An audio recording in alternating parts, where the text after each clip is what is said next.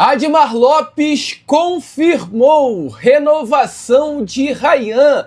Tem também informações importantes sobre o primeiro reforço do Vasco para a temporada de 2026. Grande notícia, amigo vascaíno. Pablo Verratti falando sobre o banco de reservas. Será que o atacante argentino está com raiva do técnico Fernando Diniz? Eu vou trazer tudo isso e muito mais para você aqui neste Fala Gigante, que chega nessa tarde de quinta-feira, bastante agitado, bastante movimentado, cheio das últimas informações e novidades sobre o nosso Cruz Maltino. Mas é claro, amigo vascaíno, antes de começar o vídeo, antes de deixar todos vocês muito bem informados sobre o nosso Vascão, como sempre faço aqui no canal, quero dar as boas-vindas a todos vocês que estão chegando aqui pela primeira vez. Para quem ainda não me conhece, muito prazer. Eu sou o Lucas, você está no canal do Gigante Vasco e esse daqui é o canal do torcedor vascaíno. Para você que não sabe, eu tô aqui todos os dias,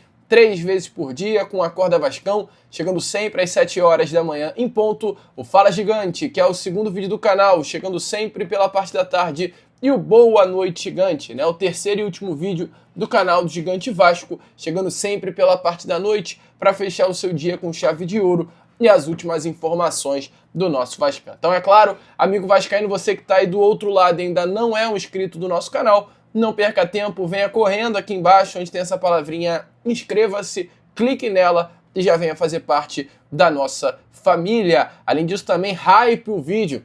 Embaixo do vídeo tem uma palavrinha escrito hypar, H-Y-P-A-R. Quando você aperta nessa palavra aí, aperta nesse botão, nosso vídeo vai lá para cima dentro dos divulgados pelo YouTube. E é claro também, principalmente, se inscreva para ajudar o crescimento do nosso trabalho. A sua inscrição é muito importante. Tem muita gente nova chegando aí ao canal do Gigante Vasco que acaba não se inscrevendo. Então se inscreva e ajude o nosso canal. Show? Vamos que vamos então, amigo vascaíno, sem muita enrolação, fala logo, né, sobre o nosso Vascão. Quero começar aqui com duas notícias bem rapidinhas para todos vocês, amigo torcedor Cruz Maltino. A primeira, informações nessas últimas horas de quinta-feira, os ingressos para Bragantino e Vasco da Gama, jogo marcado para este próximo domingo às 6h30 da tarde, começaram a ser vendidos hoje para os visitantes, ou seja, para os torcedores Cruz Maltinos. E o relato de muitos torcedores que estão tentando comprar os ingressos nessas últimas horas é que a venda já está encerrada, ou seja, não deu nem sequer tempo para os torcedores vascaínos comprarem os ingressos, porque em poucos minutos tudo esgotou. Surreal a torcida do Vasco da Gama. Surreal o que a torcida do Vasco tem a capacidade de fazer. Em poucos minutos, a torcida simplesmente esgotou os ingressos da partida contra o Bragantino, que vai acontecer nesse próximo domingo. É uma torcida, de fato, de norte a sul deste país. Uma torcida inacreditável. Uma torcida que está no Rio, está em São Paulo, está no Espírito Santo, está em Minas, está em Manaus, está em todos os lugares. Domingo é em São Paulo. Depois o Vasco volta ao Rio de Janeiro para enfrentar inclusive o próprio São Paulo em São Januário. Logo em seguida, se continuar com essa pegada, se continuar dessa forma, até o final do Brasileirão, todos os jogos do Vasco serão assim, com ingressos esgotados. O próximo jogo do Vasco, fora, né, do Rio de Janeiro, após enfrentar o Bragantino, é contra o Grêmio lá na Arena, no dia 19 de novembro. Fica de olho, porque a chance também de esgotar ingresso nessa partida é gigantesca. Show? Vamos continuar aqui também, mais uma de notícia rápida. Nessas últimas horas também, amigo vascaíno, o Benfica acionou o Vasco da Gama na justiça. O motivo, uma dívida de cerca de 3 milhões de euros inicial, valor próximo à casa dos 19 milhões de reais, pela venda do João Vitor ao CSKA de Moscou da Rússia. O Vasco da Gama ele deveria ter repassado 30% ao Benfica dessa venda, o que não aconteceu. O valor desse repasse é de 1,5 milhão de euros, algo em torno de 9 milhões e 400 mil reais. Ou seja, né, o Vasco que tinha uma dívida inicial com o Benfica de 3 milhões de euros pela compra do zagueiro João Vitor, que ainda não havia sido paga, E o Vasco, que não repassou ao Benfica 9 milhões e 400 mil reais pela venda do zagueiro ao CSKA Moscou, tem uma dívida hoje total com o clube português de 4 milhões e meio de euros,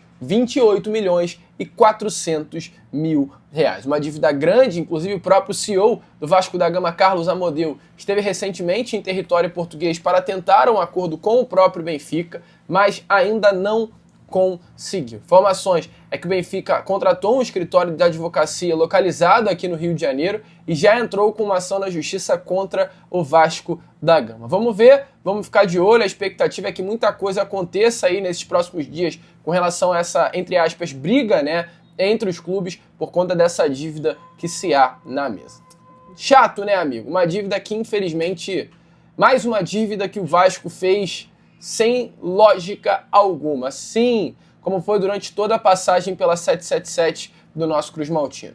Uma contratação de 45 milhões de reais do João Vitor, uma contratação de 30 milhões de reais pelo Juan Esforza, completamente surreal, amigo torcedor Cruz Maltino, de fato, o que foi feito com o nosso Cruz Maltino. Mas, pelo menos o ano de 2026 será melhor. Pelo menos a gente olha para a próxima temporada e vê grandes coisas acontecendo com o nosso Vascão.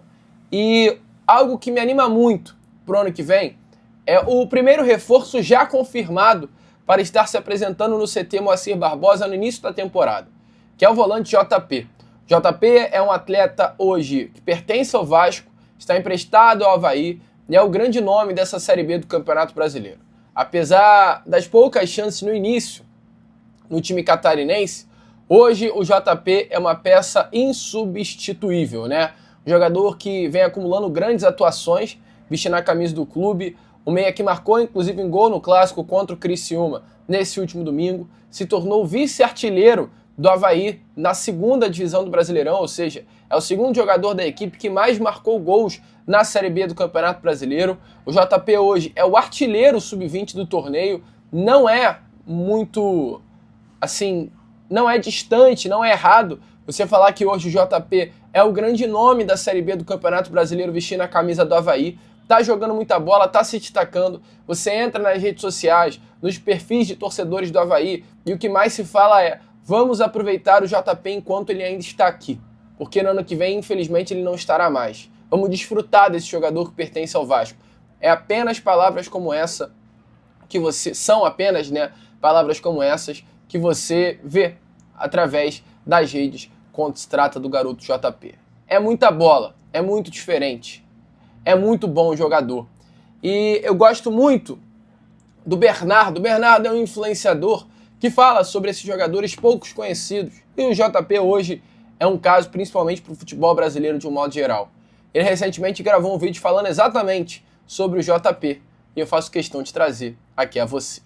Se liga só. Olha a vascaína que tá jogando muito na Série B. Depois de trazer Barros de volta por empréstimo da segundona, JP parece ser o próximo a seguir os mesmos passos. A evolução dele é impressionante. Cria do clube, o meio-campista JP sempre foi um destaque na base. Aquele meia de muita qualidade técnica, um camisa 10 nato. E chegou a estrear no profissional ainda aos 19 anos. Desde o início dava pra ver que era diferente, que tinha uma qualidade técnica realmente bem acima da média. No Brasileirão ele acabou fazendo só 10 partidas, chegou a dar umas assistências, teve lapsos de boa qualidade. Talvez ele não tava tão pronto, mas dava pra ver que podia sair jogador bom de lá. E pra dar rodagem pro moleque, emprestaram pro Avaí nesse ano jogar a segunda divisão. E meu amigo, acertaram demais nessa. JP chegou com o pé na porta, já decidiu 3 gols nos primeiros 4 jogos. E desde então tem sido cada vez melhor no Avaí. Hoje ele é o principal articulador do meio campo, jogando hoje mais como um segundo volante e a referência técnica do meio ao lado do Marquinhos Gabriel. E além disso, é o vice-artilheiro da equipe na liga, mesmo sendo volante. É o maestro, sempre busca ter a bola no pé e vai organizando a partir disso. E mostrou sim ter uma qualidade comprovada acima da Série B. E antes de eu falar de mais alguns números, a minha opinião sobre ele, eu sou o Bernardo. Pra se ter conteúdo assim todos os dias, me segue aí, tamo junto. A questão que o vascaíno sempre teve um pé atrás com ele era a intensidade. Fisicamente ainda dá pra melhorar, sim, mas ainda só tem 20 anos. E ao mesmo tempo tá mostrando uma boa evolução na intensidade. A ano que vem tá de volta pro Vasco e com o Diniz, cara, pode ser melhor ainda. Explorando essa capacidade de armação dele. E a gente pode ver uma situação como a do Cauã Barros se repetir, que estava muito bem na Série B, tanto pelo Amazonas quanto pelo América. O Vasco pediu de volta e é titular absoluto. JP pode ser o próximo a seguir esse mesmo caminho. E aí?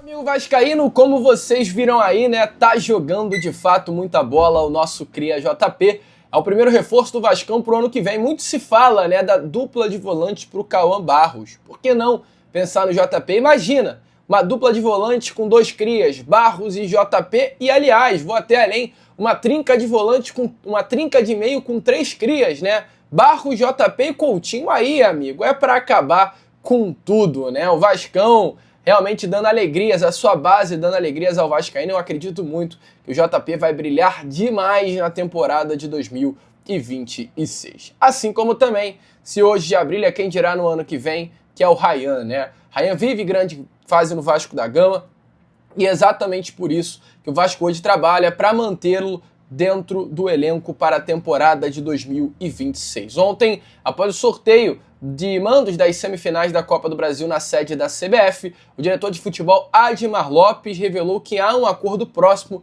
para estender o vínculo do Ryan até a temporada de 2028. A expectativa é que a tratativa dessa renovação contratual do Ryan, aumentando o seu vínculo contratual e também o valor da multa rescisória, venha a ser concluída já nas próximas semanas.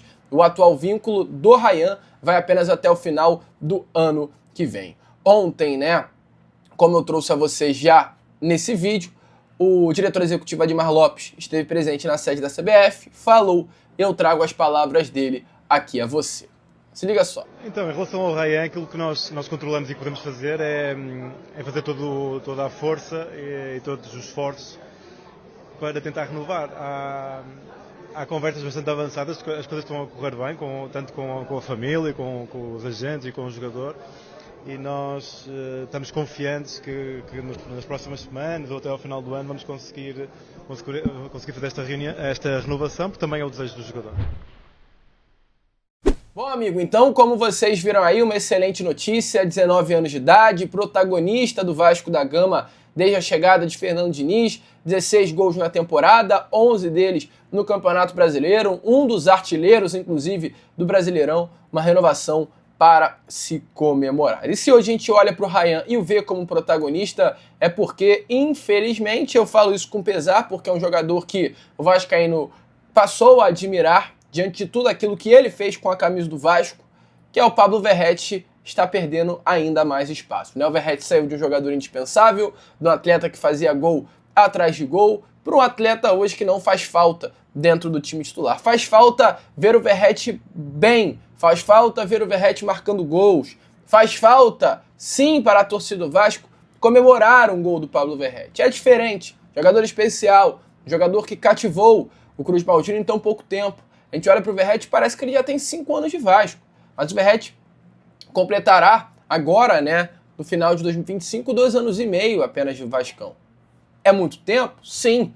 Mas a relação Verratti-Vasco foi uma parada tão intensa. Parece que ele já está aqui, ó, há muito mais tempo do que de fato está. Um jogador importante, um jogador líder dentro do grupo, mas um atleta que hoje não é mais uma peça fundamental. O último gol, né, de Pablo Verratti com a camisa do nosso Vascão aconteceu lá no dia 31 de agosto, ou seja, né, há quase 2 meses, gol inclusive de pênalti. O último gol de bola rolando do Pablo Verratti aconteceu contra a equipe do Mirassol no dia 2 de agosto, ou seja, amigo, ó, há muito tempo que o Verratti não faz um gol de bola rolando. E toda essa situação faz com que ele hoje, é claro, fique no banco de reservas. E ele foi questionado exatamente sobre isso, sobre o banco, se é algo que vem chateando ele. Eu trago as palavras dele aqui para você. Você no banco, como lidar com isso? Como você está lidando com isso? Normal, faz parte do meu trabalho, do futebol. O anormal é jogar todo jogo, né? Como eu venho fazendo. Mas o normal é isso. São decisões que o treinador toma, tem que respeitar. E a gente tem que somar do jeito que seja, né? Sempre falo, o mais importante é que o Vasco ganhe, se o Vasco ganha, todo mundo está feliz.